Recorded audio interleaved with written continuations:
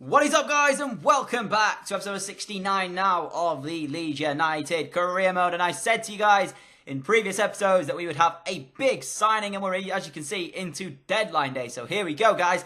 We are looking at 5 possible centre-backs joining the club. You can see them all popping up on your screen right now. Some of them are what you guys suggested. However, this was actually recorded before 2 of the suggestions came in for Eric Bailly, but he was just one of the guys that I looked at, and I thought to myself, he could be a very interesting signing, as Arsenal were still looking to try and sign Divock Origi off our hands, but we instantly rejected that. As I said to you guys last episode, I wasn't looking to sell, but you can see the 5 centre-backs. The first one here, Jerome Boateng. He is 30 years of age, but he's 90 overall, man. What a good signing he would be. John Stones in there as well. Pep Guardiola's man, 83 overall, 25 years of age. He wanted £34 million for the Man City man. I was not prepared to pay that. I offered 18.5 just to see what they came back and said.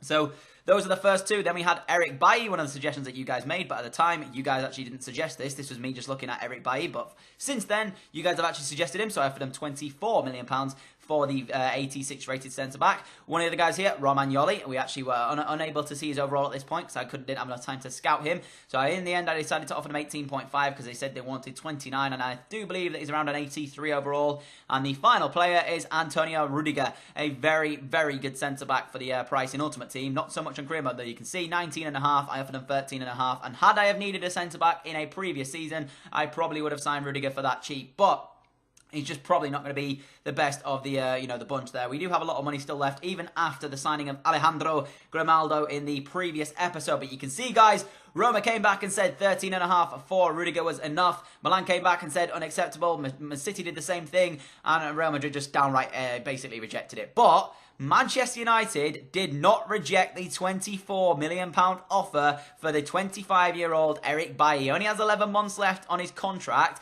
and £24 million for an 86 rated defender is an absolute steal. I also offered Rudiger a contract as well, just to see if, in fact, Eric Bailly would accept his deal, because he would be the better out of the 2 in terms of which one I was looking at getting. But you can see, guys, latest deals wise, I put it on for you so you can actually see what's going on in the window. There's a big amount spent in this window, and we contributed £24 million to it in the deadline day. As you can see, both of them came back and accepted their contracts, and I instantly went in and signed Mr. Eric Bailly. So the Manchester United man becomes the second monetary signing of the window, and it's the highest rated signing we have made for actual money in terms of paying a club, because obviously the rest of them, in terms of Martial, Eriksen, all these other players, we got on pre-contract. So Eric Bailly is the highest rated money signing that we have made in the series so far, and what a signing it is. £24 million for the 86 rated centre-back. We actually paid 28.5 for Alejandro Grimaldo, so that actually puts it into perspective on how good a deal that is for 24 million. An absolute steal, and he's still only 25. You can see as well, I'm showing you what each team has done in the window, because obviously you guys will want to know what other Premier League clubs have done, as we are looking to defend our title here at Ellen Road. You can see that so many deals done by us, both in and out of the club. I think also Leicester getting rid of a few players as well. They actually signed Brady and a couple of others, Kalash from ourselves, and a few other players. Sold Manolas for 37 million. I can't quite remember where he went off to. Liverpool signed one player, and he went for 30 million, and they also saw Emre Can and Allen. However, Emre Can came to us for free, so all their funds that they got in was just from Allen. Manchester City, even though they have all that money at the club, didn't really do too much. And also, Manchester United sold 3 players, all 3 of which actually came to Ellen Road to join us here at Leeds. So, very, very good deals in terms of that one. Manchester United, we got over our bitter rivals there by taking 3 players off their hands, and Eric Bailly becomes the biggest signing we have made in the series, guys. So I'm thrilled. The fact we've got a solid centre-back in this upcoming Champions League and defence of our title means that we can have an absolute beast team here at Ellen Road. So thank you all for your suggestions left in previous episodes if on career mode. If I haven't done what you guys suggested, it's not simply because I haven't seen it. I have seen your suggestions, and at the time, I just chose to go with something else. I hope I haven't upset anybody by not going with your suggestions. Keep leaving them, though, guys, because there will be times in career mode, in fact, if we do move elsewhere, obviously from Ellen Road, or in other career modes that I may look at it and I think, you know what, I really like that suggestion. I like every suggestion that you guys give me, but I just have to think as well at the same time. I can't use everybody's suggestion, because 1, I don't have the funds, and 2, then I basically have like a stacked team of just, everybody's players, and it just wouldn't be worth it. But I am thinking about doing a career mode after this, or, one alongside it that's completely done by you. Any suggestions you leave, I have to try and sign, and it doesn't matter if we've got players in those positions, but we will have to wait and see what happens after this career mode. So, again, Apologies if I've upset anybody by not signing what you guys have suggested. I hope I've I've tried to pick players. If you guys have left me like 4 or 5 different players, I've tried to pick at least one of those players and sign them, and I do apologise if I haven't signed one of your players in the past. Keep leaving them though, because there is a chance that if we do in fact get to another window and I want to make a couple of signings, I may pick your players as well. So hopefully you guys aren't too disappointed with me for that one. You can see as well,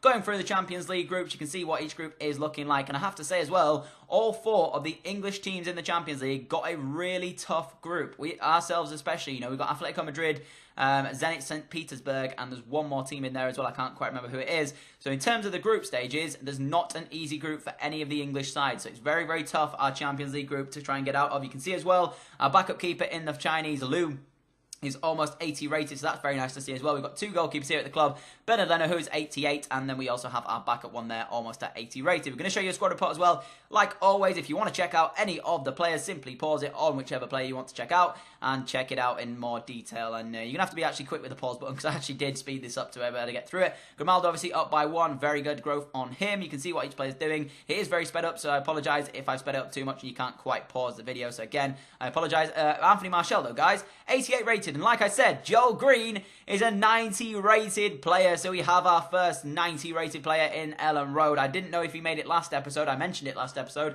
but I wasn't sure if he actually made it in the last episode or if he did it in this one. I can't quite remember, and I don't think I actually showed you it last episode. So I do believe, though, the fact that we've managed to get ourselves a 90 rated player is absolutely crazy as well, guys.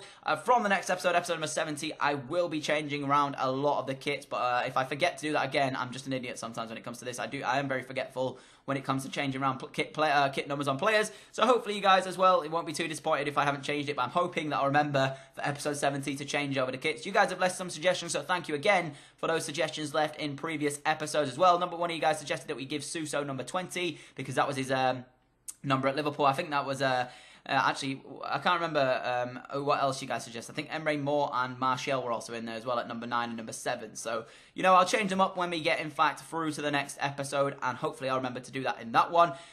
So, we took on Everton here for the first game of the episode, and our new signing in Eric Bailly made his debut in this one. A very, very interesting game to kick the episode off. Ronald Koeman's men have struggled in recent years, but they've been very, very tough opposition for us. They haven't, rolled over and just taken every single defeat against them. They've had a very good game against us when they played against them, but they have struggled in previous years. So coming into this one here, I was sort of thinking to myself, this should be quite comfortable. I mean, you can see the side we've named. It's nowhere near the best team that we've got. However, guys, I don't really know what the best team is anymore. Any of these players that come into this team are good enough to get in the starting 11 anyway, so I can't really call it our best team, because, you got the likes of, who else? Joel Green's missed out, and then obviously there's a number of players like Origi missed out. I think Januzaj started this one. So we've obviously got a good team here at Leeds. So anybody that comes into the team, I can't really call them weaker than the players that are playing out on a regular basis, because they're obviously very good to be even here at Leeds at the moment. So, it's very good to see the fact that I obviously have a number of players to choose from and come into the team and can still play very well. One of those players was Dendoncker, who's lost his place to Emre Can, but he played today and got us off to the perfect start in this one. 8 minutes into the game, rising highest to meet a corner whipped in by, I do believe, was it actually and El Ghazi who put the corner in. Eric Bailly was there trying to win the header as well, but unfortunately Dendoncker actually got, well, safe, unfortunately. I mean, fortunately, rather. Dendoncker did get his head there, because I was about to say unfortunately because obviously Eric Bailly didn't get the goal, but I have to say, I'll take a goal at this early into the game. But it could have got worse for us here in 59 minutes. A lovely worked chance for Everton. Poor for defending from me. I tried to make the sliding tackle with Jan Vertonghen. Delafeu got the shot off in time and was then brought down in the penalty area, and the referee pointed to the spot. So 60 minutes into this one, our 1-0 lead looking like it could become a 1-1 draw at the moment, as Benteke stepped up to the mark. Where's he going to go? You can see Leno trying to put him off just enough. I guessed the right way, went to the right-hand side, and Benteke put the penalty over the bar. So thankfully,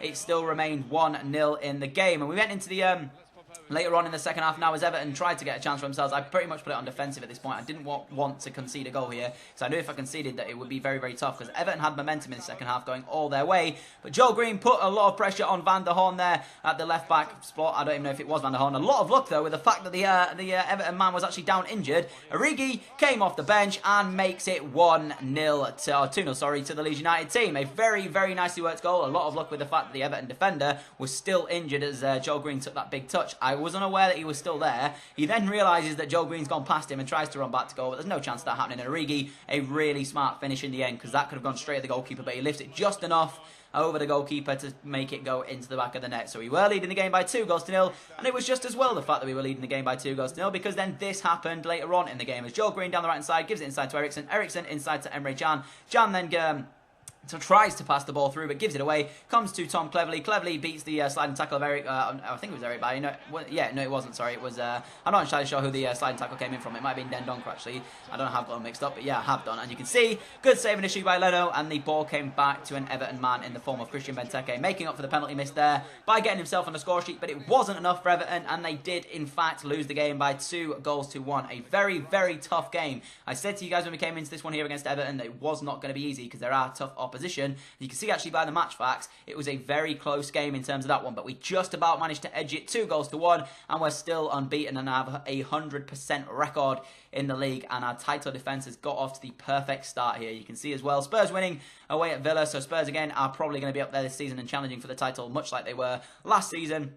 But hopefully we'll be able to go out just in front of them. And fingers crossed we'll be able to get ourselves another title here at Ellen Road. But we managed to kick off our Champions League campaign here. We take on Zenit as they travel over to Ellen Road to take us on in high form we are currently in. You can see the team that we've named. I'll show you in a second here. It's a very, very changed around side. Martial starts with Anwar up front. I think we had Emre Moore playing against Everton, so I think Anwar comes back in for Emre Moore. And I also brought on Origi as well for Martial in the last game, so that Martial will be fit for this one. I think it's a change side anyway. I think Joe Green plays on the right. It's pretty much a backup, I say backup team. I'm going to have to stop using the word backup. It's a changed around side, let me call it that. As you can see, very, very interesting game this one. It was our first ever game in the Champions League as this new look Leeds United side look to try and get themselves as far as possible into the Champions League. It's our first ever appearance in this series as well in the Champions League. So if we could get off to a winning way, that would be absolutely fantastic. But in our way stood a very tough Zenit side. That is the group in detail. Anderlecht is the other team that I forgot, but it's still a very tough group. You know, none of those sides are going to be an easy pushover this season. So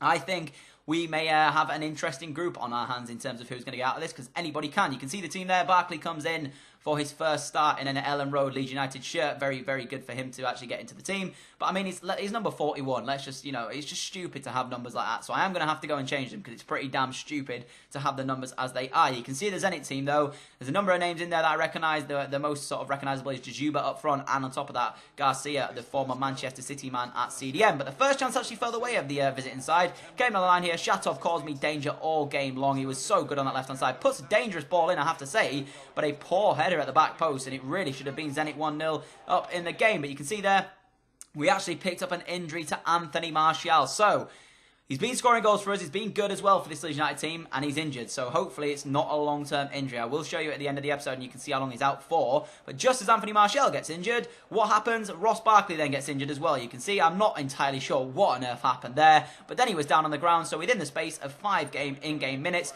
we picked up 2 injuries, and both of which had to be substituted off. So Emre Moore and both Eriksen and Moore come onto the pitch 32 minutes into the game. 2 changes that I didn't want to have to make this early on into the game as well. So I only had 1 substitution left to make in this one if I really wanted to do it for a tactical reason. But 57 minutes into the game, Emre Can goes back to Hernandez, Hernandez into Miguel, Miguel into Can, Can into the path of El Ghazi, El Ghazi into Eriksen, and a lovely passing move as El Ghazi gets on the ball and makes it Leeds United 1, Zenit St. Petersburg 0. A lovely team move in their 60th minute there to get us the opening goal of our Champions League campaign, the first time we've ever appeared in the Champions League, and what a goal to start our appearance in the Champions League off on. A very, very nicely worked passing team goal. Everybody pretty much involved in the build-up. Emre Can, Miguel, Eriksen, El Ghazi, and the main man El Ghazi, who's been an absolute hero throughout the entirety of this series, got us off to the perfect start. And that was all the game had in store for us. So a 1-0 victory. Tough game. It's a very, very tough game. And as is going to be every game, you know, in the Champions League, it's not going to be an easy game any point of this Champions League season. But I'm looking forward to the challenge. You can see there, we pretty much dominated the entire match. Zenit only having that 1 real chance early on in the game. It was really should have been done better with, but it wasn't. And thankfully, we came away with a 1-0 victory. But you can see as well, we picked up 2 injuries from that one. So hopefully, they won't be too long in terms of how long they're going to be out for. I will show you it in just a second. I think it's coming up in just a second how long they are out for. And I have to say, guys, I cannot believe it. We actually picked up 2 injuries. And Anthony Martial, guys, is out for 3 months. 3 months. So in hindsight, not selling Divock Origi was one of the best decisions I've ever made. I didn't know that Martial would get injured, so thankfully I kept hold of Origi, and it was a good decision because Anthony Martial is out for 3 months, and that is just incredible. You see the injury list there as well, so there you go. De Sigio still out for 2 months, Barkley out for 4 weeks, and Anthony Martial now out for 3 months. So that's agonising, but we'll have to deal with it, and unfortunately that is the way it is. We are coming towards the end of this episode of Career Mode. If you have enjoyed, smash that like button. As always, I've been Danny, and I'm out. Adios!